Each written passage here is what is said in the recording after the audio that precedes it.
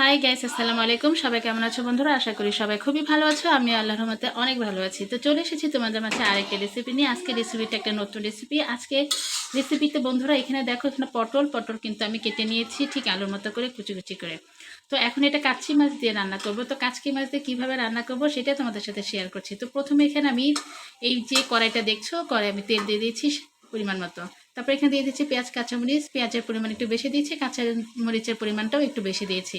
তারপর যখন একটু ভেজে নেওয়া হয়ে গেছে তখন আমি এই পটল, আলু আর ঢেঁড়সটা দিয়ে হালকা 2 মিনিটের মতো কষে নিয়েছি।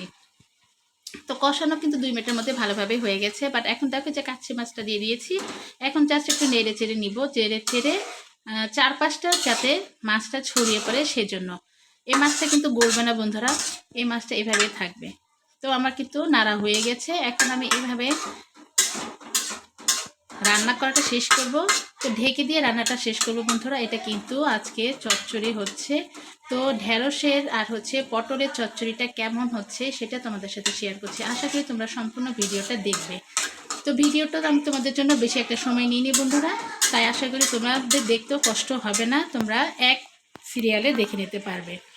তো যে দেখো বসিয়ে দিয়েছি, এখন 2 মিনিটের জন্য ঢেকে দিব। তারপরে আবার তোমাদের সামনে ফিরে আসছি 2 মিনিট পরে, অবশ্যই সাথে থাকো। তো বন্ধুরা আমার রান্নাটা কিন্তু অলরেডি হয়ে গেছে।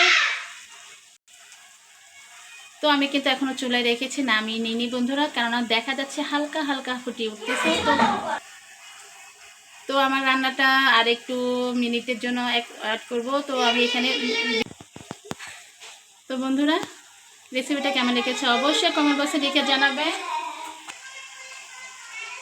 তো বন্ধুরা রেসিপিটা কেমন লেগেছে অবশ্যই কমেন্ট বক্সে লিখে জানাবে। যদি ভালো লাগে অবশ্যই একটা লাইক দিয়ে দেবে, আর অবশ্যই আমার চ্যানেলটাকে সাবস্ক্রাইব করে আমার পাশেই থাকবে।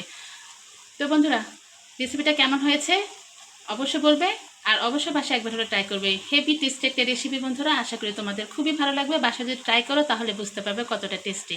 তো আজকের মতো এখানে বিদায় নিচ্ছি বন্ধুরা, সবাই খুবই ভালো থাকবে। তোমাদের অল্প সময় নিয়েছি বন্ধুরা, কিছু মনে করবে না, ফুল ভিডিওটা ওয়াচ করে দেখবে। সবাই ভালো থাকবে, আল্লাহ হাফিজ।